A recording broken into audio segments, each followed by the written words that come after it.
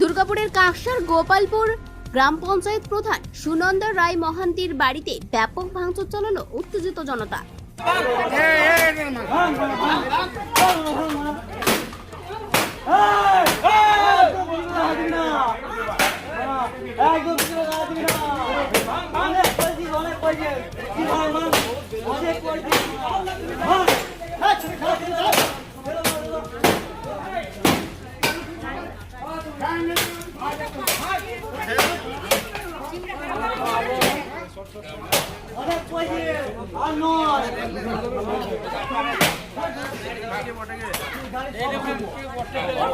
মঙ্গলবারই উত্তেজিত জনতা গোপালপুর গ্রাম পঞ্চায়েত প্রধান ও উপপ্রধানকে পঞ্চায়েত অফিসে তালা মেরে দিয়ে বের করে দেন। একই সাথে চলে দিন থেরাপি ও চোর চোর স্লোগান।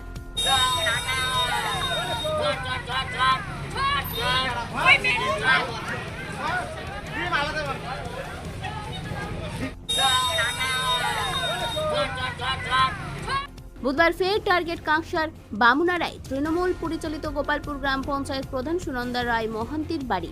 উত্তেজিত জনতা পঞ্চায়েত প্রধানের বাড়ি ঢুকে পড়ে ব্যাপক ভাঙচুর চালায়। পুলিশের বিরুদ্ধে নিষ্ক্রিয়তার অভিযোগ তৃণমূল পঞ্চায়েত প্রধান সুনন্দা রায় মহান্তির। জানি না, বলতে পারবো না কি কারণে কি হামলা। ঠিক আছে, কালকে আমার অফিসেও হামলা হয়েছে। এনাদের সব উল্টোপাল্টা কথা, এনারা যেগুলো বলছেন আমি বুঝতে পারছি না কিছুই। এনারা কি চাইছেন আর কি করতে চাইছেন। আর পুলিশ নিষ্ক্রিয় হয়ে বসে রয়েছে। এমএলএ সাহেবেরও কোনো বক্তব্যের মধ্যে নেই। এগুলো যারা করছে সব বিজেপি পার্টির লোক করছে। বলছি একটু আগে যায় এনটিডিউসির অফিস থেকে পাওয়া গেছে, বলতে পারছি না আমি। কিন্তু দেখুন, আমরা যখন ক্ষমতায় ছিলাম, আমাদের যখন এমএলএ সাহেব বা এমআইসি সাহেব ছিলেন, ওনারা আমাদেরকে তিরপল এক্সট্রা দিতেন। এটা সরকারি বাদ দিয়েও আমরা পেতাম, কারণ গ্রামবাসীর অনেক সময় অনেক প্রয়োজন পড়তো। যখন পঞ্চায়েত ধরুন বন্ধ থাকতো বা কিছু রাত্রেবেলায়, তো সেগুলো পাওয়া যায় না। তো সেরকম কিছু মজুদ থাকতে পারে। এবারে কার কিভাবে কি মজুদ আছে সেটা আমি বলতে পারবো। বলছি কি আপনার বাড়িতে কি আজকে হামলা হয়েছে? হ্যাঁ, আমার বাড়িতে আজকে হামলা হয়েছে। কারা করেছে না? বিজেপির লোকেরা। কেন এই হামলা বলতে পারবো না।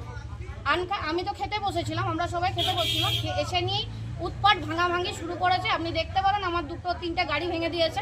আমার বাবার গাড়ি, আমার বরের গাড়ি, আমার নিজের গাড়িগুলো সব ভাঙচুর করেছে। থানাতে ফোন করলে থানা বলছে ও আচ্ছা দেখছি। আমি নিজে থানাতে ফোন করেছিলাম। এইভাবে চলতে পারে না।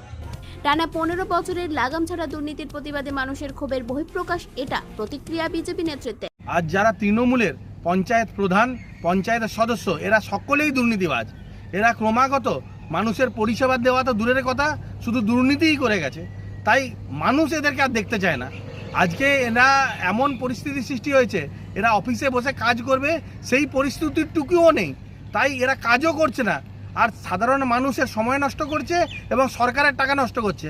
আমাদের মনে হয় এদের রিজাইন করে দেওয়া উচিত। তা না হলে সাধারণ মানুষ আরও ক্ষুব্ধ হয়ে যাবে এবং আরও আক্রমণের মুখে এরা পড়তে পারে। কাকসা থানার পুলিশ ঘটনাস্থলে পৌঁছে সামাল দেয় পরিস্থিতি।